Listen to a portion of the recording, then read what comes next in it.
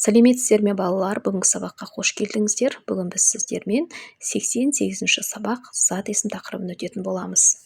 Бүгінгі сабақта сөйлемнен зат есімдерді таба алатын боламыз және де дереккөздерден қажетті мәліметтерді табуды үйренетін боламыз.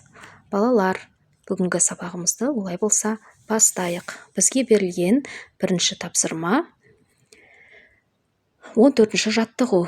Тыйым сөздерді көшіріп жаз. Сол қолмен нанды үзбе, түнде үй сыпырма. Зат есімдердің астынсыз оларға сұрақ қой.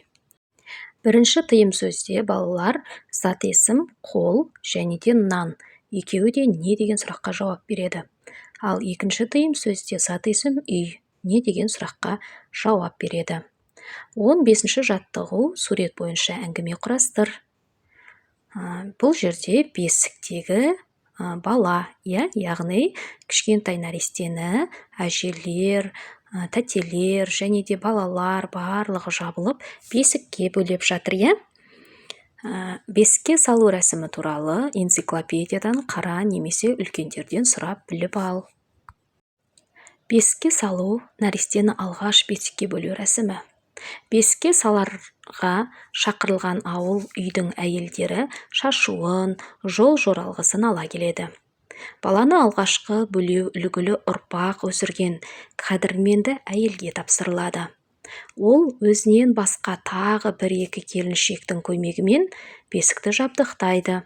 Сәбидің әжесі не шешесі түбектің тесігінен балаларға тәтті үлестіреді. Осыдан кейін бесікті отпен аластап, баланы бөлейді. Бесікке салған әйелдерге көйлек, жаулық сияқты сый таратылады. Үлкендер батасын беріп, баланың ер жетуіне, ананың үбірлі-шүбірлі болуына тілектестік білдіреді. Және бесік жыры айтылады. Мінекей балалар, кішкентай бөбекті осылайша біз бесікке бөлейді екенбіз. Түсінікті болса, 16-шы жаттығу мәтінді оқы. Бесік қасиетті мүлік. Жаңа туған сәбиді бесікке бөлейді. Осы кезде бесік жыры айтылады. Кім не сұрағына жауап беретін сөздерді топтап жаз. Мәтіндегі кім деген сұраққа жауап беретін сөз ол сәби. Ал не деген сұраққа жауап беретін сөз бесік және де мүлік сөздері екен. Балалар, келесі жаттығу 17-ші жаттығу өлеңді жаттап ал. Әлдей бөпешім, әлпеш дейін көкешім, тербет дейін жата ғой, тәтті ұйқыға бата ғой.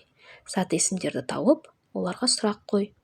Зат есім балалар бізде бөпешім, көкешім сөздері, олар кім деген сұраққа жауап береді. Ал ұйқы сөзі не деген сұраққа жауап береді. Осы сөздер бізде зат есім болып табылады екен.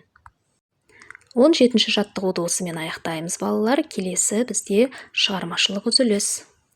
18-ші жаттығу пішіндер арқылы сөзді тауып оқы. Шыққан сөз туралы білетініңді айт. Балалар, қараңыздар, бізде мына жерде әріптер берілген.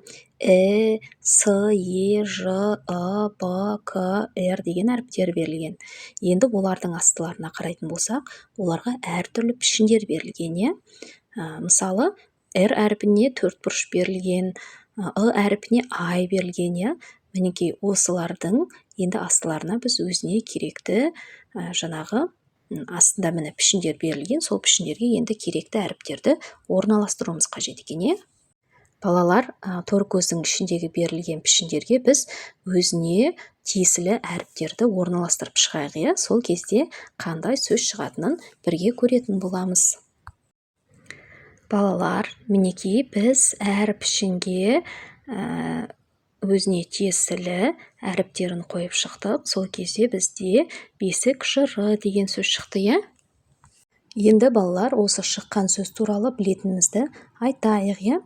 Бесік жыры тұрмыс салт жырларының көне түрінің бірі. Әлемде бесік жырын айтпайтын халық жоқ. Халық педагогикасының мәйегіне айналған бесік жырында халықтың төл тарихының, дәстүрлі мәдениетінің, ежелгі наным сенімінің, дүниетанымының көрінісі бар. Бесік жырын барша халық ұлттық тәрбиенің кәусар бұлағы деп таниды. Балалар, осымен біздің бүгінгі сабағымыз аяқталды.